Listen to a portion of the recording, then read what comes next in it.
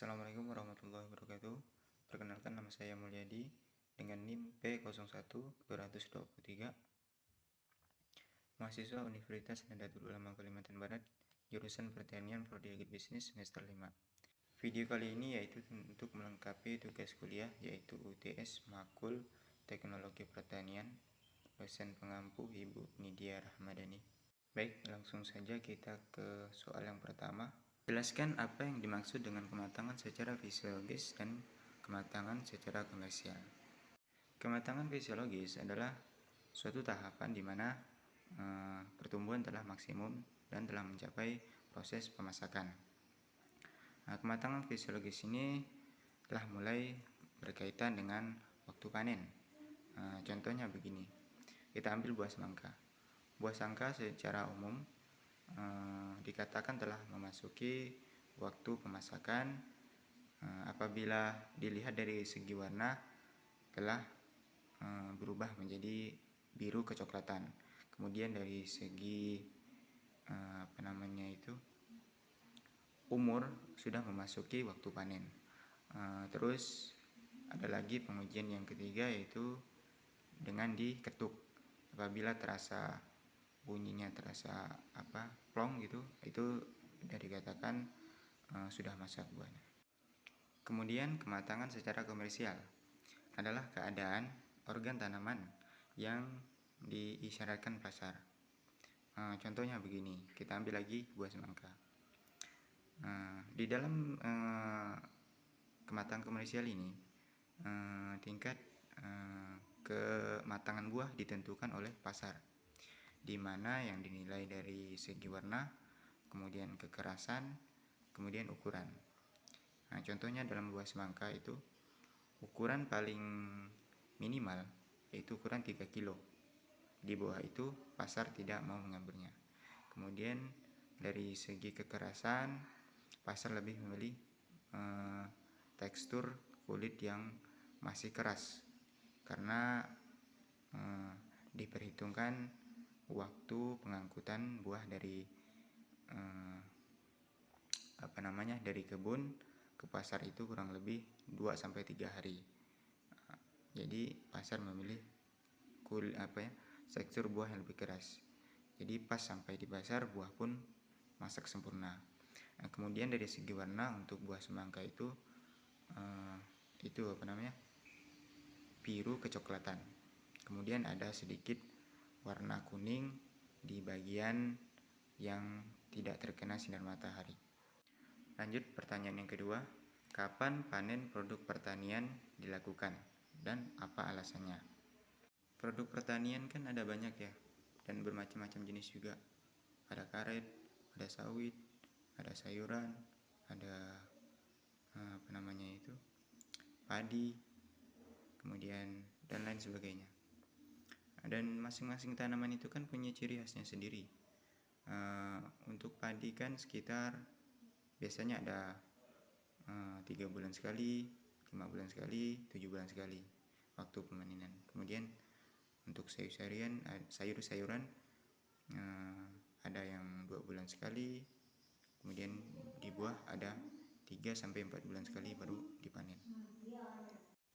Kalau menurut saya ada beberapa alasan dilakukannya pemanenan produk pertanian.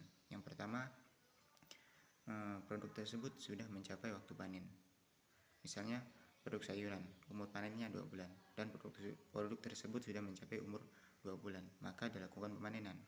Kemudian alasan kedua yaitu buah atau sayuran tersebut sudah layak panen, artinya sudah mengalami pemasakan. Kemudian alasan yang ketiga yaitu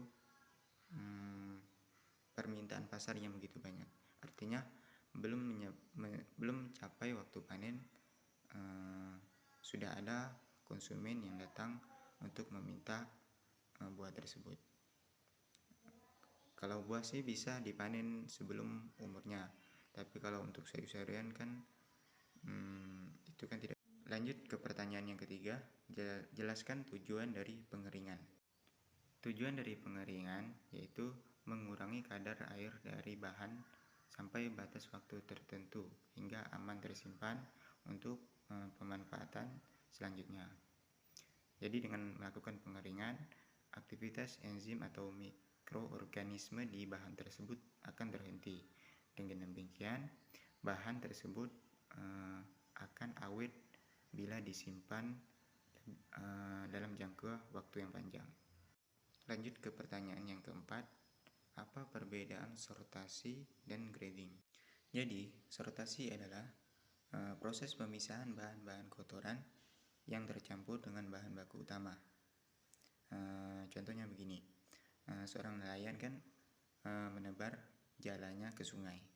Kemudian dia mengangkat jala tersebut, ada ikan dan ada juga kotoran sungai yang mengikut di jala tersebut. Itu disebut dengan sortasi, yaitu pemisahan bahan baku utama dengan kotoran. Kemudian ada yang namanya grading.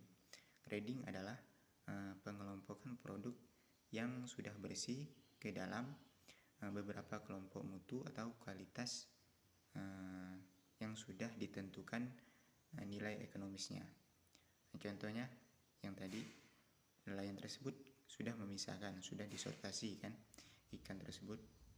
Kemudian dari hasil sortasi tersebut kemudian dipilih lagi, di grading lagi sesuai mutu ekonomis di pasaran.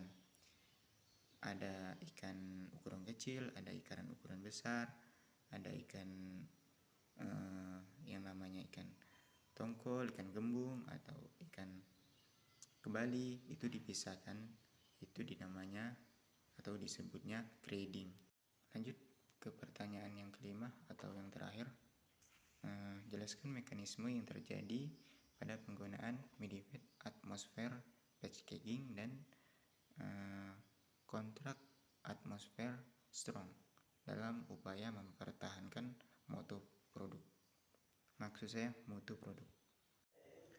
Modified atmosphere packaging atau MAP adalah teknologi alternatif untuk pengemasan, distribusi, dan penyimpanan bahan pangan dalam rangka meningkatkan daya simpannya. Kemudian prinsip dari MAP adalah modifikasi komposisi gas di dalam kemasan dengan menggunakan plastik film dengan variabilitas tertentu. Artinya di sini dia menggunakan plastik khusus untuk packaging dalam meningkatkan daya simpan bahan makanan tersebut. Kemudian ada controller atmosphere strong atau COS, adalah penyimpanan dengan udara terkendali. Teknik penyimpanan buah dan sayur yang dapat mempertahankan mutu buah atau sayur tersebut dengan cara mengendalikan udara yang terdapat dalam kemasan tersebut dengan kondisi atau properti khusus dari oksigen dan karbon dioksida. Baik, itu saja penjelasan yang dapat saya sampaikan. Kurang lebihnya mohon maaf. Saya tutup sampai di sini. Wassalamualaikum warahmatullahi wabarakatuh. Sekian dan terima kasih.